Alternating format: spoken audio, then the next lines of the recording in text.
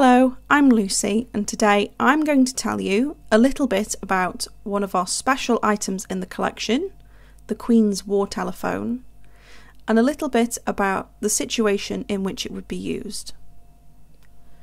During the Cold War, in the event of a national crisis, the country enters into a state of emergency by enacting the Emergency Powers Act. This allows special powers to the sovereign for a transitional period so that they can do whatever they must to protect the national interest. The Prime Minister, advised by their specialised team COBRA, would call the Queen to ask for royal assent to put the nation into a state of emergency. As such, each regional government headquarters was equipped with one of these special secure telephones for contacting the Queen directly in this eventuality. Due to the confidential nature of these telephones, they were nearly all destroyed in the decommissioning of the bunker sites. Only two remain, this one shown at Hat Green and the Queen's phone, which she still holds.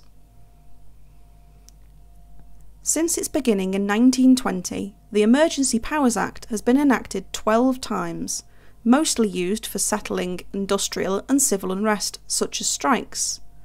It was reported that Prime Minister Margaret Thatcher planned to use the Emergency Powers Act to resolve the miners' strike of 1984-85. This was one of the only times that the regional government headquarters at Hat Green was fully staffed and prepared for a state of emergency. The bunker hosted a large number of valuable exercises during its time as an RGHQ, which informed emergency policy and planning. However, the miners' strike was seen as being sufficient a threat to the British public, as it could lead to large-scale civil unrest and interruptions in the food supply.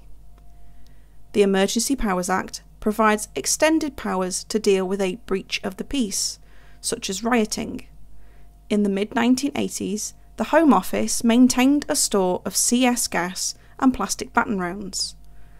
In 1986, a Home Office circular authorised the Home Secretary to release this store to the police force, for use without the approval of the Chief Constable if Her Majesty's Inspectorate of Constabulary deemed it necessary. In 2004, the government repealed the Emergency Powers Act and replaced it with the Civil Contingencies Act. It gives a broader definition of what constitutes an emergency and additional powers to the government to use in a large-scale emergency. The current coronavirus outbreak is a perfect example of civil defence strategy in practice. The introduction of specific legislation, such as the Coronavirus Act 2020, sets out the powers and structures for containing and controlling the emergency. Planning and policy set out a roadmap for how the country can maintain or rebuild an infrastructure. Now more than ever, people understand that government emergency planning protects the basic infrastructure of Britain in a national incident.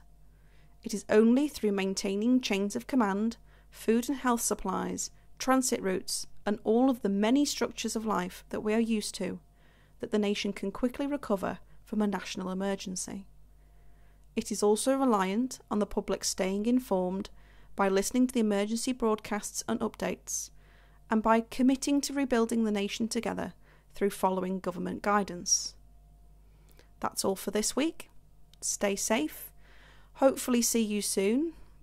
We're not quite sure yet when we'll be able to open, but as soon as we are, we will let you know.